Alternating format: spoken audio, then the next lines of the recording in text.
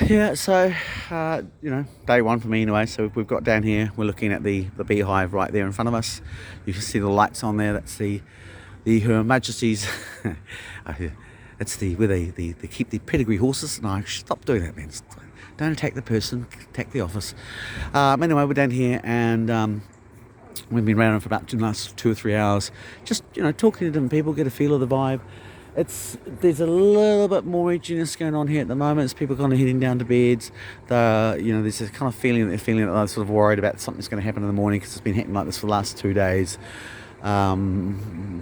There's sort of security preparations and stuff like that. So it's just the vibe changes a little bit, but it's still plenty of people just chilling out, having good little conversations. It's much more obviously bed time, so all the music and that side of things is actually toned right down. And again, it's sort of, saying that the ribbon announcer saying this is a alt-white fucking fest. I haven't seen a single Trump or anything along those lines here. I'm not saying that that's there is such a thing as clever public relations and marketing. Just going to move my vehicle so these people can. There is that kind of that aspect of clever marketing relations possibly, but the reality is I've been here and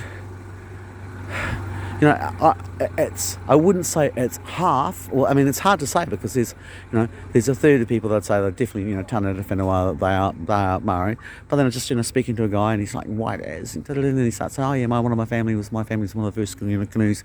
So there's a lot of people here that actually, there's a lot. This is not an outright. Yes, there is a right-wing element. I'm aware of that element. I've been trying to make people aware of it for a very long time. I'm trying to make people aware of it in this group as well, and a lot of them actually do. And this is the battle we're fighting inside of this group of people is very similar to the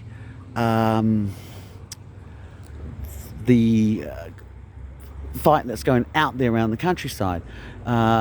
So just getting a bit distracted there because there's a fire engine that's gone past. It's the second time, but there is a fire station just around the corner, so not to be surprised. But people are talking about things like water cannons and security. That's again, a lot of this stuff is hyperbole. And what you notice happens is that things happen. People start, the little rumour control goes and then gets out on social media or stuff on the news, and then 9 times out of 10 the hype doesn't match the reality of what's actually going on. And I think that's a little bit true actually on both sides, and I think there's a lot of people on both sides that are actually working really, really hard to stop this being something which scars us for a long time. At the moment, the overall viewpoint is these people are here, the feeling is that these people are here for, even if you don't believe them, that they're here because they believe it and they actually are people that care. And sort of when you're walking around town and sort of I head up to Newtown and I'm finding that it's like a third are like, yep, we support the protests, a third are no comment, and a third are no, we don't. And that's when you look at the third that say no, they don't, it's not necessarily that they don't think the mandates should end. A lot of the time it's also what they're not supporting is the perception of violence, which literally I've been here.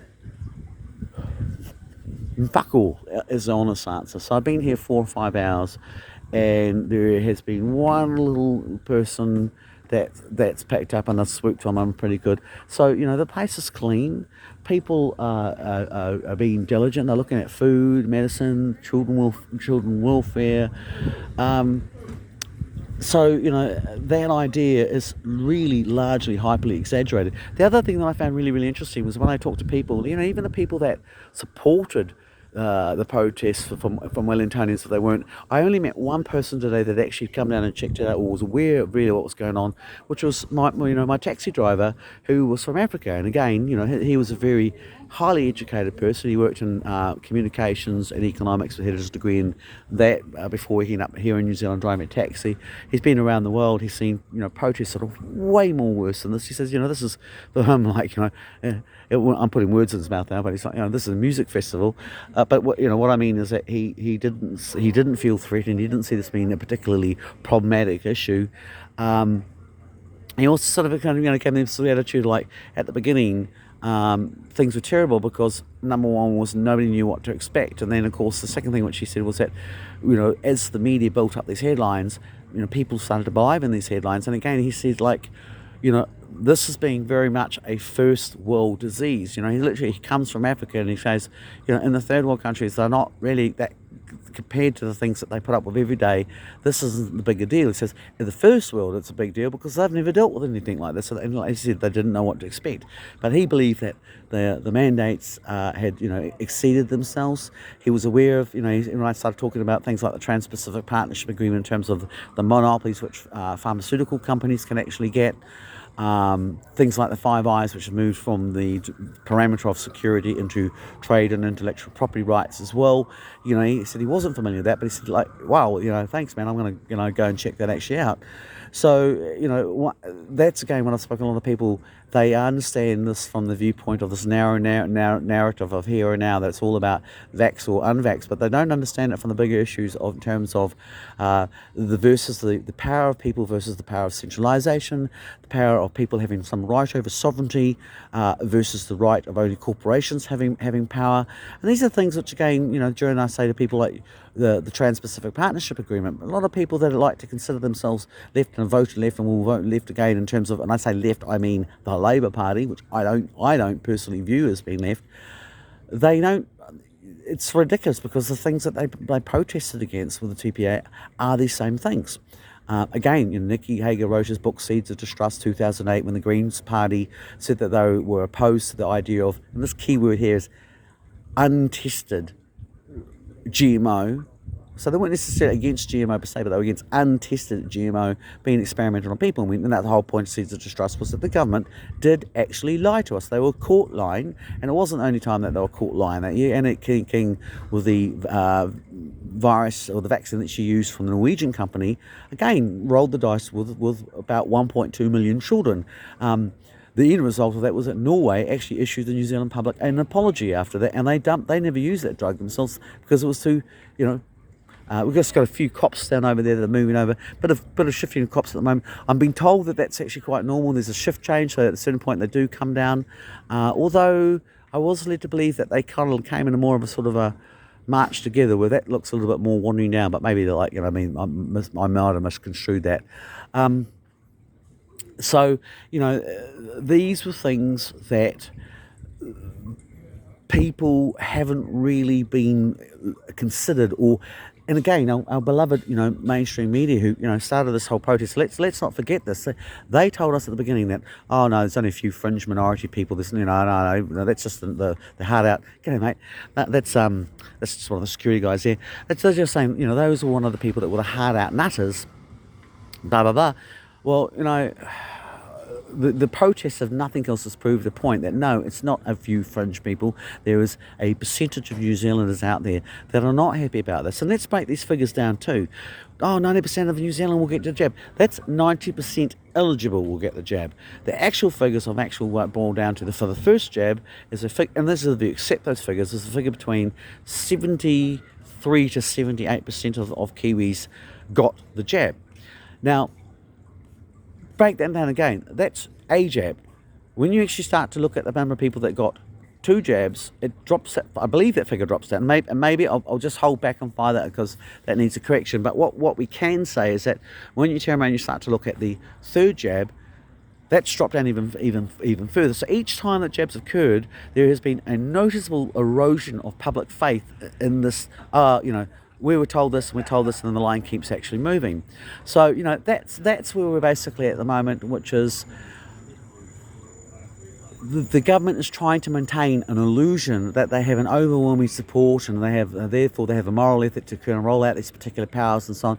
These groups are challenging that, and I would say that they're doing a pretty good job. And maybe it is, actually I wouldn't make that call, but I would say is that yes, there is the edge of the longer we're here, the more room there is for some form of antagonistic to attack that public relations win.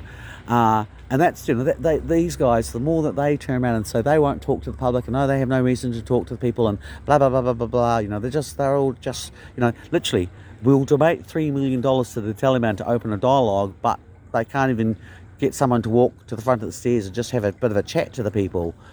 Really? I mean, I know it's not that simple, but it's a good place to start, and they won't even do that. So, the thing about negotiation is that negotiation is a give and take process, and if you turn around and say, "Well, I've got all the cards, and I don't need to actually talk to you," then what you're actually being is you're just being a little bit freaking arrogant, and I think that's going to cost. Literally, the other thing I noticed today is that when I went around talking to the people, I didn't meet one person willing today that would vote National, who said that they would vote National, but I met a lot of people that said that they previously voted Labor, but they won't be voting Labor this time. And this even includes people that don't support the protests.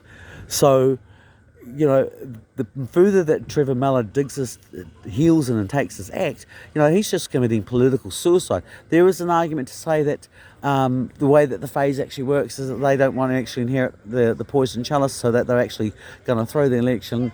It doesn't matter. At the end of the day, this is what people will remember, was that they got basically kicked out on their asses because they actually were overly arrogant and it's just been one series of overreach from beginning to end. We were told originally, "Oh no, you can't do this with the lockdown." Da, da, da. Well, that turned out to be actually an overreach, and they had to back down. We were told that, "Oh no, everyone has to stay at home."